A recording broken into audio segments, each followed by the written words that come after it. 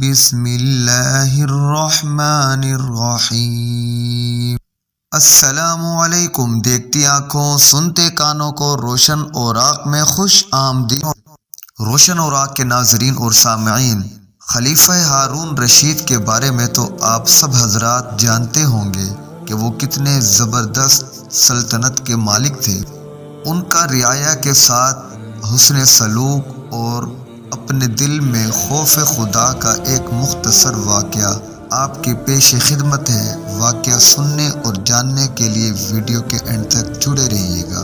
امام محمد بن ظفر لکھتے ہیں کہ ایک مرتبہ ہارون رشید کے دور حکومت میں کچھ خارجی لوگوں نے ہارون رشید کے خلاف جنگ کر کے کچھ لوگوں سے مال لوٹ لیا، فوج کشی کی، لیکن اس کے باوجود بھی وہ لوگ جنگ بھی ہار گئے اور گرفتار ہو کر ہارون رشید کے دربار میں لایا گیا جو ان کا سردار تھا۔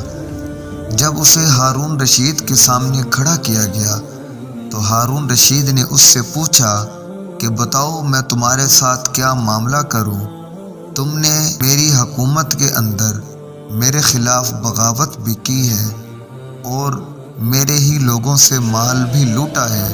خارجیوں کے سردار نے کہا، آپ میرے ساتھ وہ معاملہ کریں جب خدائے پاک کے دربار میں آپ کھڑے ہوں اور یہ آپ چاہتے ہوں کہ میرے ساتھ بھی ویسا معاملہ کیا جائے۔ یہ بات سن کر ہارون رشید نے اس کو معاف کر دیا اور آزاد کرنے کا حکم فرما دیا۔ جب وہ دربار سے نکلنے لگا تو ہارون رشید کے وزراء نے گزارش کی، عالی جاہ، یہ شخص آپ کے لوگوں سے جنگ کرتا ہے، مال و اسباب کو لوٹتا ہے، اور آپ کا یہ حال ہے کہ آپ نے ایسے شخص کو ایک جملے میں معاف کر دیا۔ کچھ خیال کریں، نہیں تو اس قسم کے واقعات اور شروع ہو جائیں گے۔ بدمعاش لوگوں کو حکومت کے خلاف بغاوت کا موقع مل جائے گا۔ تو ہارون رشید نے کہا، اچھا اسے واپس لے کر آؤ۔ خارجیوں کا جو سردار تھا وہ سمجھ گیا کہ سب لوگ میرے بارے میں گفتگو کر رہے تھے۔ اس نے کہا، اے امیر المؤمنین، آپ ان لوگوں کی بات نہ مانیں، اس لیے کہ اگر اللہ تعالیٰ آپ کے بارے میں لوگوں کی باتوں کو مانتا آپ چشم و زن کے لیے خلیفہ نہ بنتے۔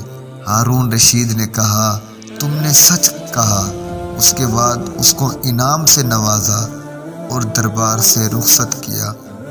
خلیفہ ہارون رشید کا انتقال مقام طوس پر ہوا۔ 23 سال 1 ماہ تخت نشین رہے۔ ہارون رشید کا حلیہ یہ تھا کہ آپ بہت سخی، بہادر اور باروب پرکشش شخصیت کے مالک تھے۔ آپ کا جسم سفید، قد لمبا اور موٹا تھا۔